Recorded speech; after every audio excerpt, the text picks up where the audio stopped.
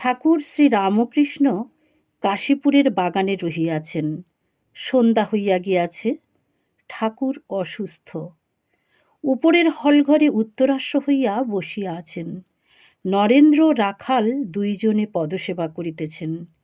মণি কাছে বসিয়া আছেন। ঠাকুর ইঙ্গিত করিয়া তাহাকে পদসেবা করিতে বলিলেন। মণি পদসেবা করিতেছেন। আজ রবিবার, 14ই মার্চ 1886, 2রা চৈত্র, ফাল্গুন শুক্লা নবমী। গত রবিবারে ঠাকুরের জন্মতিথি উপলক্ষে বাগানে পূজা হইয়া গিয়াছে।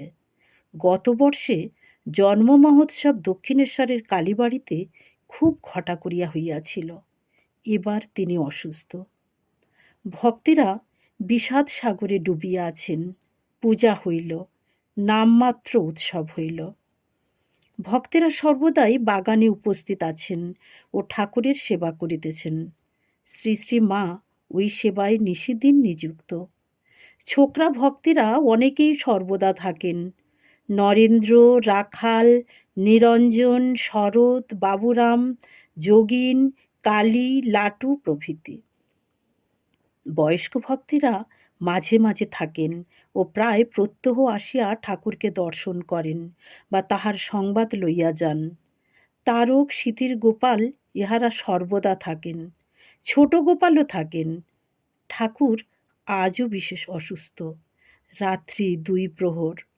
আজ শুক্লপক্ষের নবমী তিথি। চাঁদের আলোয় উদ্যানভূমি যেন আনন্দময় হইয়া রহিয়াছে। ঠাকুরের কঠিন পীড়া। চন্দ্রের বিমল কিরণ দর্শনে ভক্ত হৃদয়ে আনন্দ নাই। যেমন একটি নগরীর মধ্যে সকলেই সুন্দর, কিন্তু শত্রু সৈন্য অবরোধ করিয়াছে।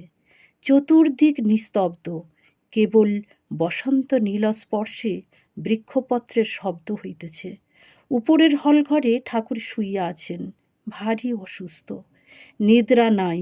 2-1টি ভক্ত নিঃশব্দে কাছে বসিয়া আছেন। কখন কি প্রয়োজন হয়।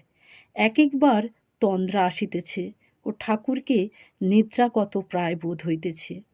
এ কি নিদ্রা না মহাযোগ?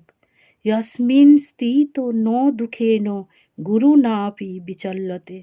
এ কি সেই যোগাবস্থা? মাস্টার কাছে বসিয়া আছেন। ঠাকুর ইঙ্গিত করিয়া আরও কাছে আসিতে বলিতেছেন। ঠাকুরের কষ্ট দেখিলে পাষাণ বিগলিত হয়। মাস্টারকে আস্তে আস্তে অতি কষ্টে বলিতেছেন, তোমরা কাঁদবে বলে এত ভোগ করছি। সবাই যদি বলো যে এত কষ্ট, তবে দেহ যাক, তাহলে দেহ যায়। কথা শুনিয়া ভক্তদের হৃদয় বিদীর্ণ হইতেছে। যিনি তাহাদের পিতা মাতা রক্ষাকর্তা, তিনি এই কথা বলিতেছেন। সকলে চুপ করিয়া আছেন। কেউ ভাবিতেছেন, এরই নাম কি ক্রুসিফিক্সেশন, ভক্তের জন্য দেহ বিসর্জন। গভীর রাত্রি। ঠাকুরের অসুখ আরও যেন বাড়িতেছে। কি উপায় করা যায়? কলিকাতায় লোক পাঠানো হইল। শ্রীযুক্ত উপেন্দ্র ডাক্তার আর শ্রীযুক্ত নবগোপাল কবিরাজকে সঙ্গে করিয়া গিরিশ সেই রাত্রে, গভীর রাত্রে আসিলেন। ভক্তেরা কাছে বসিয়া আছেন।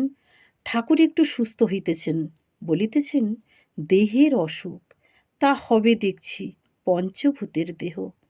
গিরিশের দিকে তাকাইয়া বলিতেছেন, অনেক ঈশ্বরীয় রূপ দেখেছি। তাকে ইঙ্গিত করে তিনি বলছেন, একেও দেখেছি।